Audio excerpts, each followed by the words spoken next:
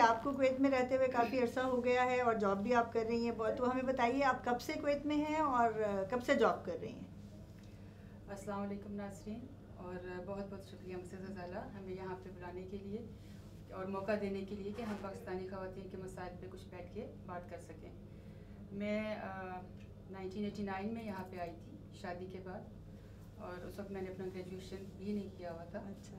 और उसके एक साल बाद ही इन्वेजन हो गया हो गया था, जी, मैं वापस चली गई थी। आफ्टर दैट, आफ्टर 1 ईयर 1991 में मैं दोबारा आई थी। और जब तो मैंने कोई जॉब नहीं की, मैं घर पे रुकी रही, मेरे बच्चे थे छोटे।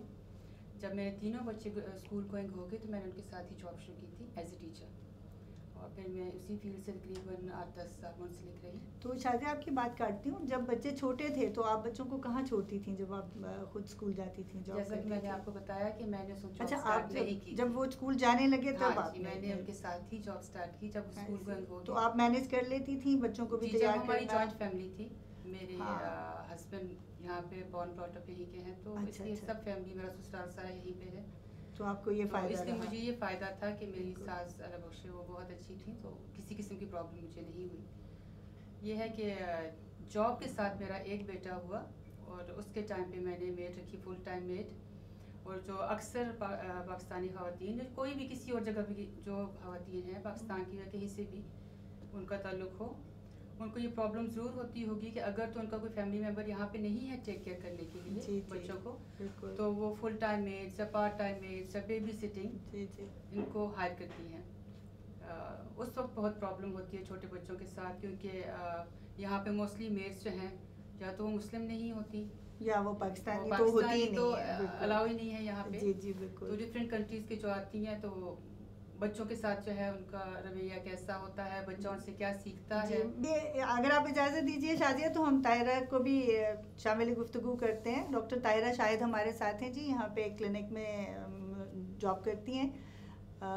डॉक्टर ताहिरा, आपको कितना अरसा हुआ कुवैत में और आप क्या कहेंगी इस सब सूरत हाल? जी, डॉक्टर ताहिरा शाहिद, आप कब से कुवैत में हैं और आप क्या कहेंगी यहाँ पे मुलाजमत के जो भी कोई मसाइल हैं जो आपने ख़ुद फेस किए हों या आपने देखा हो मुलाजमत पेशा ख़वातीन उनसे दो चार हों, क्या कहेंगी आप? मैं तो कुवैत में पैदा हुई थी और कुवैत में ही पली बड़ी थी, और मैंने यहीं पे अपनी स्कूलिंग भी कंप्लीट की, और उसके बाद मैं गई और मैंने वहाँ से कॉलेज पाकिस्तान से अपना कॉलेज किया, एजुकेशन की, और उसके बाद फिर मैं कनाडा चली गई, फिर मैंने वहाँ पे भी जॉब की, और अब मैंने यहाँ के जॉब की। सबसे पहले तो मैं ये कहूँगी, मुझे तो सारी दुनिया में कुवैत में जॉब करना सारी दुनिया से बेहतर लगा। ओह, तो अच्छा। ये मुझे लगता है कि सबसे ज़्यादा कम प्रॉब्लम्स आई थिंक कुवैत में होते हैं, क्योंकि एक तो आपको value for the job, money आपको ठीक मिलती है, और जब आपको पैसे सही मिल रहे हो तो आपकी बहुत सारी प्रॉब्लम्स वैसे ही इग्नोर हो जाती हैं। सही कहा आपने। तो इसलिए सबसे पहले तो वो एक अच्छी चीज़ है, और दूसरा, बहुत सारे लोगों में मिसकंसेप्शन होता है कि वेस्ट में आपकी बहुत वर्थ है और सारा कुछ है, लेकिन वेस्ट में पाकिस्तानियों की कोई वर्थ नहीं है। और वेस्ट में जाके आप पाकिस्तानी उसको वो बहुत रिडिक्यूल करते हैं, और आप 50,000 एग्जाम्स पहले देते हैं, और ऐसा नहीं है कि एग्जाम्स देना कुछ मुश्किल है या कुछ है, पर इट्स रिडिक्यूलिंग कि आप एक पूरा एजुकेशन लेकर जाते हैं और आपको फिर जाकर देना पड़ता है और सारा कुछ, और उसके बाद भी फिर वो एक लंबे प्रोसेस से गुजरना होता है, जो कि हर औरत के लिए बिल्कुल मुमकिन नहीं होता, क्योंकि जब आपको रेजिडेंसी मिलती है तो वो बहुत दूर होती है, और फिर आपका हस्बैंड और बच्चे से भी आप दूर होते हैं, और हर तरह से एक मुश्किल प्रोसेस है, और महंगा भी होता है वो सारा प्रोसेस। इसलिए वहाँ पे जाके ज़्यादातर डॉक्टर्स और ज़्यादातर प्रोफेशनल्स जो हैं वो वेट्रेसेस की जॉब और इस तरह की जॉब्स करके ये बहुत खुशी से बता रही होती हैं, but it's not something to be proud of. तो मुझे तो कुवैत में बहुत अच्छा लगा जॉब करके, और मुझे लगता है कि बहुत अच्छा कंट्री है टू वर्क। जहाँ तक औरतों के मसाइल हैं, यहाँ पे भी जाहिर है थोड़े बहुत वैसे मसाइल ही हैं जैसे पूरी दुनिया में लोगों को सामना करना पड़ता है, और सबसे बड़ा मसला जो मुझे होता है या मैंने फेस किया वो है हरासमेंट का। यहाँ पे कुवैत में भी और है, और बाहर भी है, और हर जगह है, और कनाडा में भी हर जगह वो तो सो कॉल्ड एक बहुत ओपन नहीं, वो जितना भी लिबरल कहलाए, जिसको होना होता है हरासमेंट का मसला वो बहरहाल होता है वहाँ पे। जो जहाँ पे भी औरतें निकलेंगी अपने घर से, आई डोंट नो क्यों मर्द ये समझते हैं कि वो बहुत ही मजबूर खवातीन है जो वो निकल के आ रही हैं, तो उनसे आप कुछ भी करवा सकते हैं। और उनको ये पता होना चाहिए कि जो भी औरत इतना पढ़ लिख के या नहीं भी पढ़ लिख के भी अगर कोई काम कर रही है, तो अगर उसने इसी ऑप्शन को चुनना होता तो उसके लिए बहुत ईजी था, तो वो कितना सैक्रिफाइस करके इस मुश्किल काम को कर रही है।